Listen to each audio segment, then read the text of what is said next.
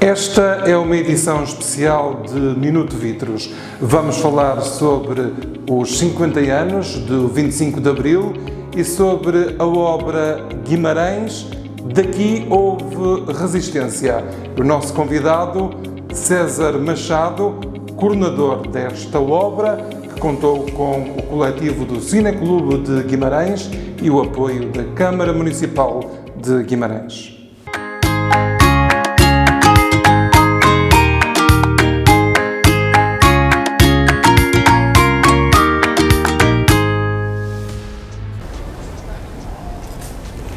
Dr. César Machado é o nosso convidado nesta edição de Minuto Vitros, edição especial sobre os 50 anos do 25 de Abril. Dr. César, eu começava precisamente pela obra Guimarães, Daqui Houve Resistência, publicada já em 2014. Como é que surgiu a ideia desta obra e as histórias que pode partilhar connosco e para quem nos ouve? Bom, boa tarde. Antes de mais, eu agradeço muito o gentil convite para poder falar do livro e das histórias que estão por detrás do livro. Na verdade, este livro nasce de um debate realizado em 2004, nas comemorações dos 30 anos do 25 de Abril. E na altura entendeu-se que se devia prestar um tributo à memória. Não esquecer alguns que tínhamos entre nós e eram realmente exemplos absolutamente raros de empenhamento nas suas causas e a um nível, eu diria, ficou muita profundidade em muitas áreas da luta. Nós tínhamos naquela mesa, nem mais nem menos que o Dr. Santos Simões, que foi um notável democrata resistente, um homem de todas as lutas, já desde antes de vir para Guimarães, mas ainda lá iremos. O engenheiro Eduardo Ribeiro, um homem, o companheiro de sempre, o Dr. Santos Simões, ambos influentes dirigentes do grupo dos Democratas de Braga, entendendo-se Braga, Guimarães, Famalicão, Faf, Celurico de Basto, distrito, portanto. E tínhamos o Casimiro Ribeiro, um homem que, tendo ido para a França, acabou por participar na luta armada, na Luar, que estava preso em 25 de Abril em Caxias, já libertado a 27. Estes três, infelizmente, já não estão entre nós. Tínhamos mais o Alberto Martins, que foi o líder da crise académica mais grave que o regime conheceu e que viria a ter consequências muito profundas na própria queda do regime. Refiro-me à crise académica em Coimbra, 1969, o Alberto Martins, um guimaranense. Todos eles, todos os nomes guimaranenses. Exatamente. A falar até. E tínhamos o João Ribeiro, que era um trabalhador têxtil, um homem com ligações ao PCP antes de 25 de Abril, e que numa união com trabalhadores não necessariamente ligados ao Partido Comunista, mas, por exemplo, da facção dos católicos progressistas, Locke, Joca, etc., virá a ganhar umas eleições para o Sindicato Têxtil do Distrito de Braga, que por acaso tinha sede em Guimarães, ainda em 1973. O que é a obra. Por conseguinte, nós tínhamos ali representado as 5 frentes da luta, sendo certo que no caso de Santos Simões e Eduardo Ribeiro representavam uma vastíssima abertura. Bom, a mim coube-me moderar esse debate. E durante o debate eu dei comigo a pensar que aquelas memórias, elas eram demasiado ricas para, enfim, para se perder. Tinha que fazer alguma coisa em relação àquilo e essa ideia surgiu nesse debate.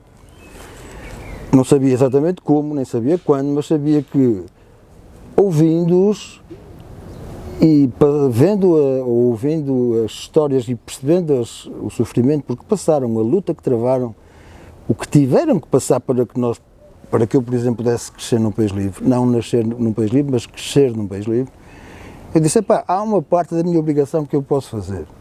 Isso está ao meu alcance. O que está ao meu alcance é não permitir que essa memória se perca.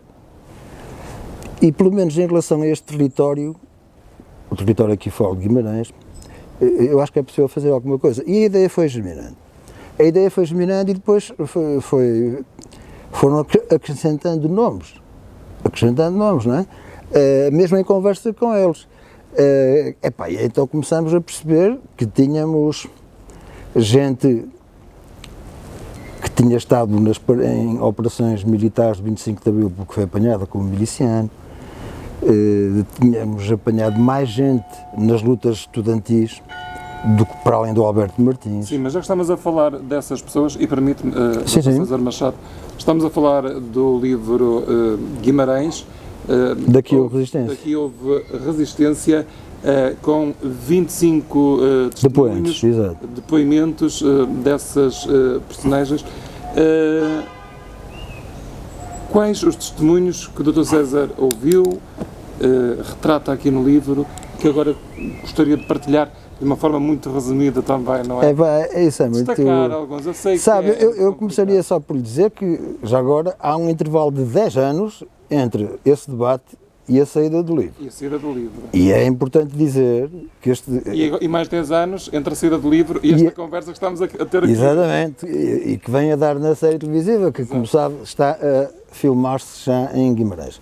Não, o que vem a suceder é que há um nome que traz outro, e posso dizer-lhe uma coisa, há um clique, esse eu tenho muito presente, que acontece com uma publicação do Jornal Público, que tem a coluna de Salgueiro Maia que sai de Santarém para Lisboa, e a determinada altura aparece-me um apontador alto, um atirador, Panhar, Agostinho Araújo, em Pinheiro, freguesia de Pinheiro Guimarães. Eu sei lá, deste homem nunca ouvi falar. E fui atrás dele, fui para Pinheiro, saber quem era o Sr. Agostinho Araújo, e fui entrevistá-lo. E depois percebi, nós temos aqui uma pleia de frentes de combate, que é bom organizar, é possível fazer isto. E é nessa altura que se sugere a realização do livro ao Cineclube. Entendi que não devia ser uma iniciativa individual e, sobretudo, uma edição individual, está a ver? O Guimarães tem uma prática associativa muito forte, aliás, isso sobressai de muitos dos depoimentos. Um homem só não vale nada, aquela ideia de Manuel da Fonseca, enfim. Fazia todo sentido que fosse uma associação e fazia sentido que fosse o Cineclube, já agora, por muitas razões. E é assim que, em 2014, com um bom coletivo do Cineclube, em que destaca o Alexandre Xavier no grafismo, o Carlos Mesquita, o Nuno Rocha Vieira com as ilustrações, o Amaro das Neves com as revisões de texto, etc., há uma ótima equipa que torna possível fazer este livro de uma maneira assim um tanto louca, que é o modo de fazer isto, louca no sentido da aventura, que consistiu em andar muitos anos a pensar nisto, mas depois compilar num tempo muito curto para ouvir os 25 depoimentos em simultâneo praticamente e escrevê-los em simultâneo e andar com as histórias em simultâneo na cabeça. E isto tudo fez-se em 3, 4 meses, embora tivesse andado anos a preparar o livro, em que, portanto, ouvir as pessoas, transcrever, voltar a ver com o depoente, se corresponde ou se é preciso fazer uma alteração a outra. De facto, 1 hora de gravação corresponde a 10 horas de trabalho. Exatamente. Isto parece incrível, mas quem já fez isto sabe que sim. E o livro saiu em julho de 14. Curiosamente, muito poucos meses depois do livro sair, o Rodrigo Areias, da Banda à Parte, produtora de cinema, com sede em Guimarães, felizmente, para todos nós, disse-me: César, nós vamos por aqui no cinema. Eu disse: é sério? Opa, vai pensando nisso, então. Rapidamente percebemos que não seria fácil fazer um filme, porque eram muitas frentes, e então virou seriado.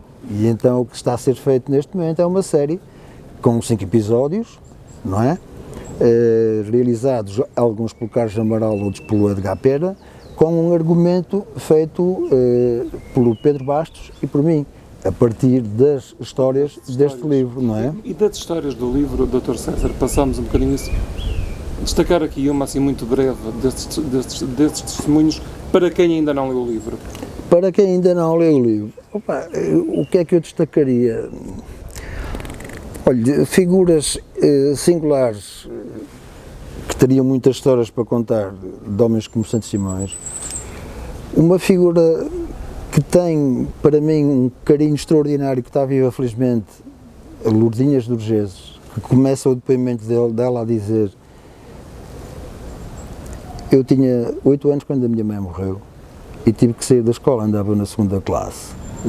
Tinha 6 irmãos, fui eu que os eduquei. Fui mãe e irmã deles. Aprendi a ler e a escrever com eles, a fazer os deveres.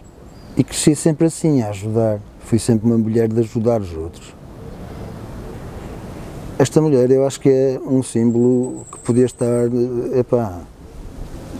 em qualquer romance, abrir um romance de grande dimensão, a figura de... Já agora, deixe-me dizer que quando se fala em Guimarães no livro, o território é a base do livro. Em que sentido?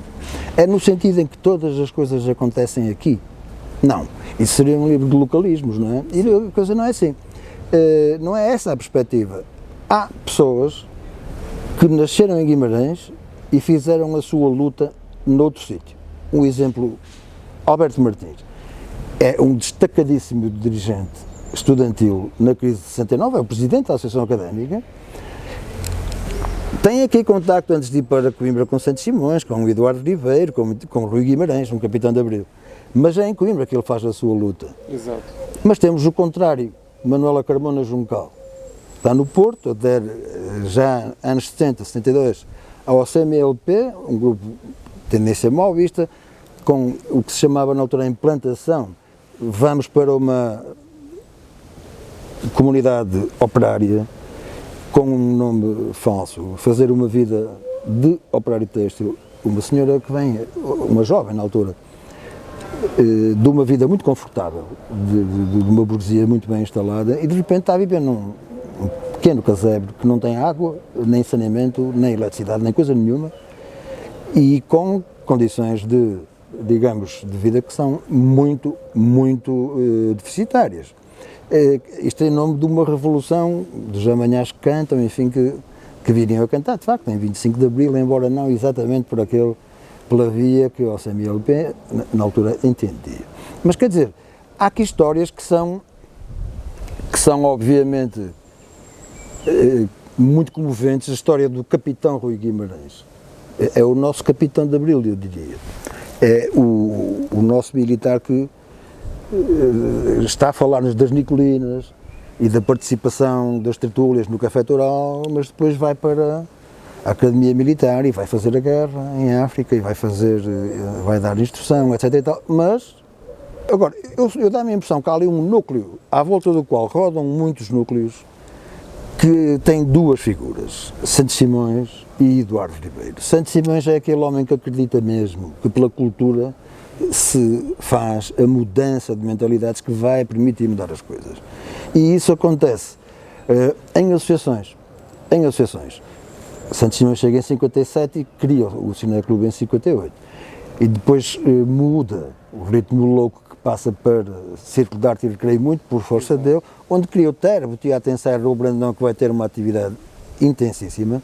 Só para interromper também, para fazer uma breve referência também a Luís Caldas, o livreiro também nesse papel, não é? Porque... Sim, Luís Caldas é um homem importante que surge também com influência de Santos Simões, é curioso. Luís Caldas é um homem que começa por frequentar o CIR pela parte esportiva e depois vai para o teatro. Luís Caldas trabalhava na livraria Lemos, que era a livraria da cidade, uma livraria assim mais conservadora e tal. Pela mão de Santos Simões, sobretudo, Eduardo Ribeiro, Salgado Lobo e alguns democratas de cidades vizinhas, cria-se uma livraria que é um caso único no país, provavelmente, que é a Livraria Rio Brandão. Caso único no sentido em que ela é criada com uma única finalidade, não dar lucro, se não desse prejuízo, tanto melhor, mas lucro não era o objetivo, mas que assegurasse que determinados livros iriam chegar à casa dos leitores e iriam chegar mesmo que eles os não pedissem, porque se sabia que eles os queriam. De maneira que livros de Fernando Namora, de Soeiro Pereira Gomes, de Alves Redol, Luís Caldas, que conhecia muito bem o mercado guimaranense de leitores, sabia, por hipótese, que se aquele leitor comprou um livro do Zola, ele vai querer este de Vítor Hugo. Se comprou um livro do Soeiro Pereira Gomes, vai querer aquele de Alves Redol ou de Manuel da Fonseca. E os livros chegavam muitíssimo bem embrulhados, um embrulho super profissional. Eu falo assim desses embrulhos porque eu conheci-os, vi-os chegar à minha casa. E só mais tarde Só mais tarde, eu era miúdo nessa altura, tive consciência do funcionamento daquilo e tive consciência porquê? Porque aqueles livros depois figuravam bastante, estavam ali normalmente.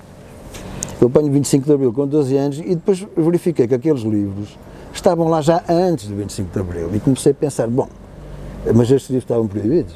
Estavam, não podiam estar à mostra, era assim que funcionava, não era? Mas a livraria Raul Brandão fazia isso. Exato. Fazia isso. E essa livraria que já agora Santos Simões tem também um enorme papel na reabilitação da figura de Raul Brandão, que dá nome a esta biblioteca, não é? E não é por acaso que essa livraria se chama Raul Brandão. Mas esse mecanismo que Luís Caldas cria é um bocado, aqueles algoritmos que a Amazon mais tarde vem a fazer, ele faz isso sem computadores nos anos 60, que é uma coisa extraordinária, não é? E não consta que tenha havido evoluções, quer dizer, as pessoas normalmente dizem, pá, eu não quero isto. Não me parece, sabe? Mas, portanto, é pela mão de Santos Simões novamente que essa frente surge, mas também faço notar que na altura há uma guerra difícil que Santos Simões trava muito sozinho, não foi sem o apoio da Câmara Municipal, não, foi contra a vontade da Câmara Municipal, mas que conseguiu a instalação da Biblioteca Fixa número 127 da Fundação Carlos Gulbenkian aqui em Guimarães, que foi uma mudança na vida de muitas pessoas. Olha, eu sentia, por exemplo, era miúdo.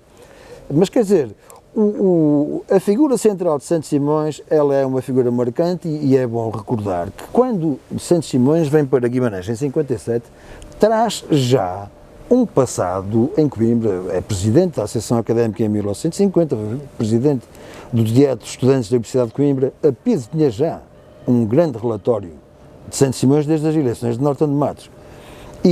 Portanto, há um antes e um depois de Santos Simões em Guimarães. A cultura vimaranense em Guimarães ficou outra desde a sua chegada e destes 25 depoentes, eu diria que 20 em 25 foram marcados por Santos Simões. Exato. E já agora deixe-me dizer que há um património que se nota que são coisas que Santos Simões deixou escritas, obras que fez, teatro, mas depois há um outro intangível, julgo eu, que tem a ver com pessoas de outras gerações, eu diria que passaram pelas suas mãos, se a expressão é permitida, e que com ele trabalharam em associações, na Sociedade de Sarmento, no Cineclube, no Círculo de Arte e Recreio. Repare, e são gerações diferentes, eu provavelmente sou dos mais novos, digo eu, Alexandre Xavier, somos dos mais novos, ainda a apanhar Santos Simões no ativo, digamos, no Cineclube, não é? Mas o Carlos Mesquita e sobretudo gente mais do início dos anos 60. Eu nasci em 61, já o Dr. Santos Simões tinha uma enorme atividade, não é? Uma enorme atividade de cidadania em prol da cultura e de resistência. Já agora deixe-me dizer, daquele grupo em que Santos Simões se inseriu e a que já pertencia Eduardo Ribeiro, dos Democratas de Braga, havia ali algumas coisas em comum. A primeira é que todos conheceram as prisões da PIDE. Todos. E estes homens podiam ter tido uma vida sossegada, uma vida confortável, uma vida, digamos, não empenhada, sem sair do sofá. O problema é que se todos tivessem ficado no sofá, nós não teríamos tido 25 de Abril. E sabe, a realização deste livro foi um bocado prestar esse tributo e dizer, estes homens não podem ser esquecidos, homens e mulheres, não podem ser esquecidos. Honrá-los é, pelo menos, tornar presente a sua experiência, não é? Deixe-me agora intervir, César, também já estamos com algum tempo. Primeiro, agradecer por também não ter ficado no sofá e ter-se levantado para fazer o livro. Muito obrigado. Porque também podia ter ficado no sofá e não ficou.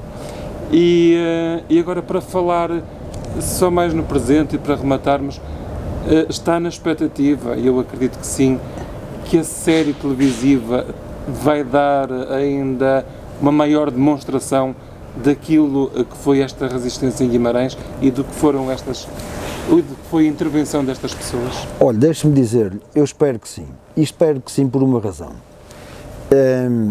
É evidente que eu gostaria muito que a série, gostaríamos todos os que estamos empenhados neste projeto, que a série fosse um sucesso. Mas é uma questão de justiça também. É uma questão de justiça porque o país desconhece, em grande parte, aquilo que foi a resistência nesta nossa região. Exatamente. Falar em PIDO na Rua António Maria Cardoso é a mesma coisa, não pode ser, não é? A PIDO no Porto tinha uma sede na Rua do Heroísmo. Tribunais plenários não significa Tribunal da Boa Hora. Havia na Rua Formosa.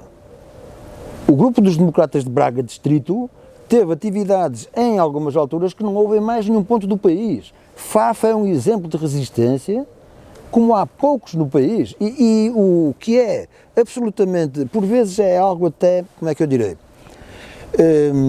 revoltante. Ver, por exemplo, e estou a falar de nomes, estou a falar de obras de historiadores muitíssimo reputados. Nós vamos ver as vítimas de Salazar e como é que não aparece lá um homem como Santos Simões ou como Armando Bacelar ou como Lino Lima ou Vítor de Sá, como é que é possível? Quer dizer, estes homens que fizeram esta luta aqui na nossa região, em boa medida, eu julgo que não lhes foi feita justiça de maneira nenhuma quando se fala na resistência à ditadura salazarista de Salazar e Caetano. Portanto, se esta série contribuir para fazer justiça à luta que se travou nesta nossa região, nós teremos... Será mais uma obra. Já temos o teremos ganho uma aposta muito, muito importante, que eles merecem. Já temos o livro, que é um documento. Está feito e está esgotado, por sinal. E está esgotado e está registado. Certo. E agora, certamente, que essa série televisiva, que será transmitida na RTP, na RTP1, exato, será mais uma obra importante. Dr. César Machado, temos mesmo que ficar por aqui. Eu agradeço esta colaboração. Foi uma obrigado. edição fora do comum, especial, esta edição do Minuto Vitros. Termino com a frase sobre a Revolução dos Escravos, que abriu o caminho a todas as liberdades, um mundo novo de oportunidades e 50 anos depois importa reavivar estas memórias. Muito obrigado.